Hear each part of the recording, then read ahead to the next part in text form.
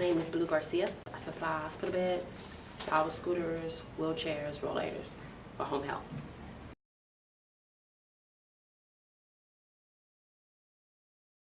Work with, as of now, I have right at 125 patients. Dealing with them on a daily basis. Yeah, with the competitive bidding going on, I'm getting calls every day. Asking how do they do things, what can they do, what can they petition it, or how can they help to keep the service going.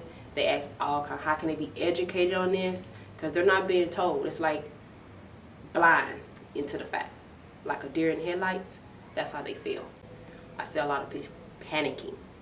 What I mean by panicking is that they don't have the sources to go out and find a DME that's closer to them. They don't deliver stuff accurately and on time. So they're panicking. And they're like, what can I do? What can I do? I try to help them as much as possible with the grandfather form. If they're already with us, and I let them know the deadlines, I let them know the effect of it.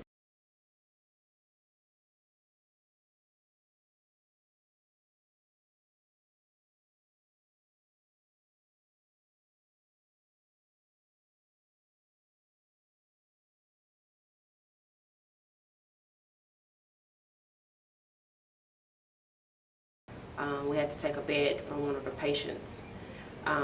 He's not happy with that, wasn't happy with it, but it's not us. Medicare ordered us to take the bed back, and now this patient don't have a bed. Basically, he's sleeping in his chair. It's affecting a patient that has oxygen. I have one client, he's dependent on oxygen, he's hospice. If we take his oxygen, he's gonna die that day. So that's the bad effect of it.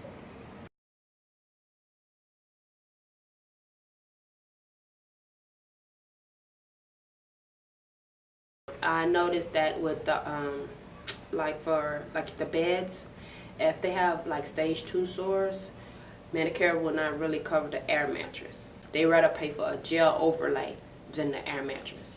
And I'm like, okay, if they're stage 2, they qualify under y'all law LCD for an air mattress, but they're not basically keeping up with their end of the bargain when they say it's covered, but when you bill for it, it's not covered.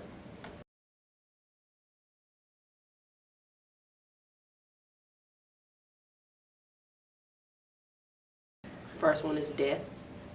That's going to be a high rise, especially when you have a person that's dependent on oxygen, can't breathe, nebulizers.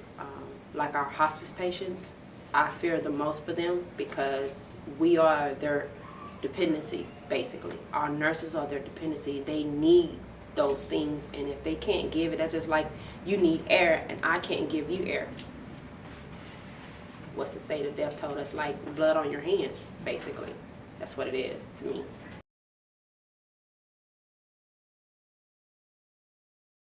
For me, they don't, Medicare is not notifying them. I did notice that. I had a couple of my clients call and say, well, they didn't notify of this. We haven't been told about this.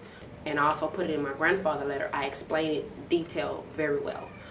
This is what's happening. This is how it's happening. But you have a choice, either with us or with Medicare.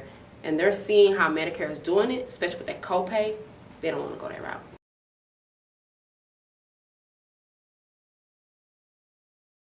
I love helping people. I have been in that situation, so sorry. It's okay. Returning the favor? Yeah. Being in the military, you see a lot. So it's touchy. Give back in every way.